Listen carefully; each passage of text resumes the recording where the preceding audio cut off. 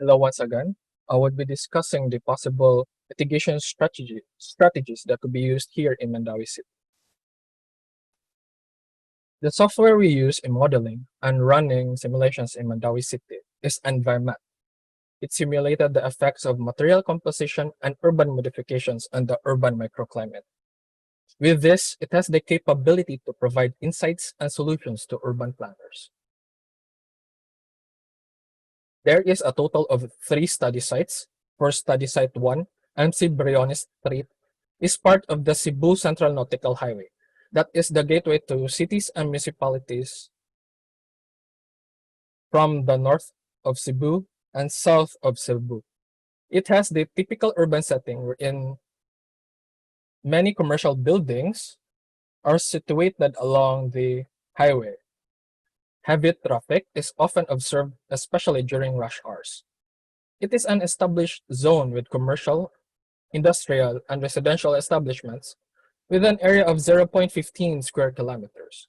For study site 2, planned units of development or PUDI 1 has an area of 0.04 square kilometers.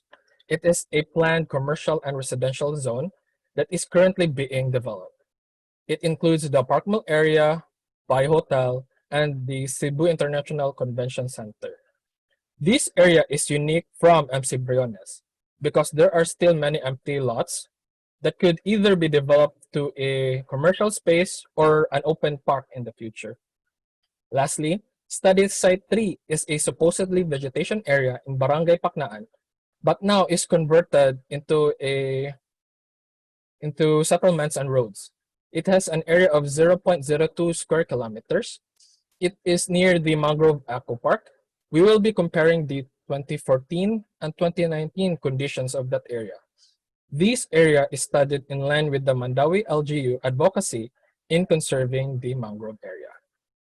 This is the workflow of the study. First, we prepare the layers in QGIS to be used in ENVI-met and retrieve initial climate data from darksky.net forecast system. Second, we did field annotation on the study sites. Then lastly, the urban climate simulation. The simulation was set for September 26, 2019, which has the highest heat index of 40 degrees Celsius in Metro Cebu during that year. Air temperature, relative humidity, and wind direction data were retrieved from darksky.net forecast system that were used as initial input data for the ENVI-met boundary settings. Here are sample photos taken during our field annotation during October 24 to 25, 2019. Field annotation is used to validate the QGIS layers. We check the composition and color of pavements, roads, building walls, and roofs. We also check the height and girth of trees and the location of vegetation cover within the study areas. The large study sites, such as study site 1 and 2, were divided into sub-areas due to hardware and processing limitations. 2 sub-areas in MC Briones Street, while 4 sub-areas in PUDI 1. 3 scenarios were simulated for both study sites. In this section, I will show you the results of the analysis of UHI in Mandaue City using ENVI-met. For the scenarios in study site 1, scenario 1 is based on the current urban conditions and layout of MC Briones Street. For scenario 2, it is a modified version of scenario 1 wherein existing buildings were removed and replaced with trees and vegetation.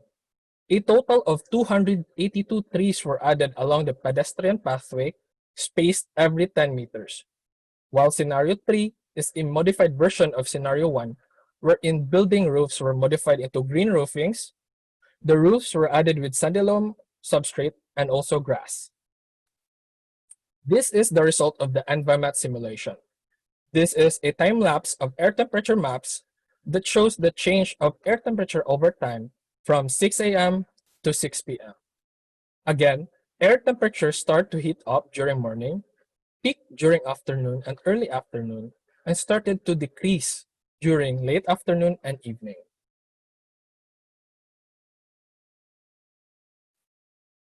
Here is a result of the ENVI-met simulation. This is an air temperature map of MC Briones Street at 1 p.m. It can be observed that different areas in MC Briones Street have varying air temperatures. Areas that are shaded by the buildings, for example here, have lower temperatures compared to the exposed areas, which are the roads. Another example would be, upon closer inspection, it can be observed that areas near buildings also have higher air temperatures compared to the areas near trees, as you can see here. For a more detailed summary, these are two line graphs showing the average air temperature change over time in sub-areas 1 and 2. Scenario 2 and 3 have lower temperatures compared to scenario 1. It can be said that adding more open spaces and trees and also modifying roofs into green roofings are effective in decreasing air temperatures, though scenario 3 is more effective in lowering air temperatures with an average of 0.30 degrees Celsius reduction. These two line graphs show the average surface temperature change over time in sub-areas 1 and 2. Sub-areas 1 and 2 share similar temporal pattern. Scenario 2 and 3 have lower surface temperatures compared to scenario 1. Though scenario 2, adding more open spaces and trees, is more effective in lowering surface temperatures with an average of 0.57 degrees Celsius reduction. For PUD1, we still got three scenarios. Scenario 1 is the current scenario wherein it is based on the current urban conditions and layout of PUD1.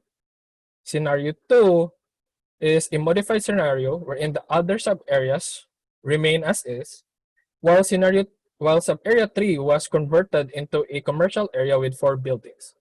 While scenario 3 is the current scenario wherein its buildings are modified with green roofing that has sandy loam substrate, and for sub-area 3, it is converted into an open space with vegetation and trees. This is a surface temperature map of PUD1 at 9 a.m. It can be observed that different areas in PUD1 have varying surface temperatures. Here. Upon closer inspection, areas near trees and vegetation have low surface temperatures, and also areas that are shaded by the buildings have lower surface temperatures.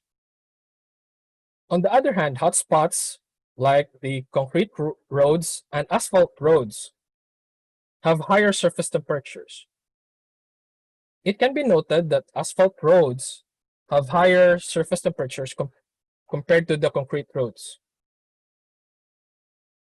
It can be observed that scenario 3 was effective in reducing the air temperatures with a 0.15 degree reduction. It is surprising to observe that adding buildings in sub-area 3 also reduced air temperatures. The lower temperatures observed in sub-area 3 during the day could be attributed to the shade provided by the buildings. However, during evening, higher temperatures were observed. Again, it can be observed that scenario 3 was effective in reducing the surface temperatures with a 0.68 degrees Celsius reduction. Again, scenario 2 in sub-area 3 have lower surface temperatures, which could be attributed by the shade provided by the buildings, as you can see here. These are the scenarios for study site 3. Scenario 1 is based on the current layout of the vegetation area in Barangay Paknaan during year 2019, which was after the development of building and roads, while scenario 2 is based on the past layout of that area during year 2014, before the development of buildings and roads. Let's look into the difference of the layout here and here. More vegetation was present in year 2014, while for the year 2019, more buildings and roads can be observed. These are the air temperature maps of scenario 1 and 2 in the mangrove area at 3 p.m. It can be observed that with the presence of more vegetation, air temperatures are lower. The overall condition of year 2014 is cooler than year 2019. These are the surface temperature maps of scenario 1 and 2 in the mangrove area at 3 p.m. It can be observed that lower surface temperatures can be observed near trees and areas shaded by the buildings here.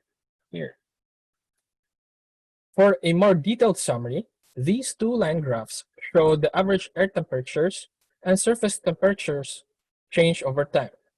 It can be observed that during the morning of year 2014, air temperatures were relatively high compared to year 2019. It could be attributed to the bare soil being directly exposed to solar radiation without any shade from buildings. However, during afternoon of 2014, lower air temperatures were observed during due to the presence of more vegetation that utilizes evapotranspiration in cooling of the surroundings. For surface temperatures, reduced temperatures were observed in year 2014 with a 0.59 degrees Celsius reduction with the presence of trees. To summarize this study, here are the key findings and possible and solutions for Mandaue City in mitigating the effects of UHI.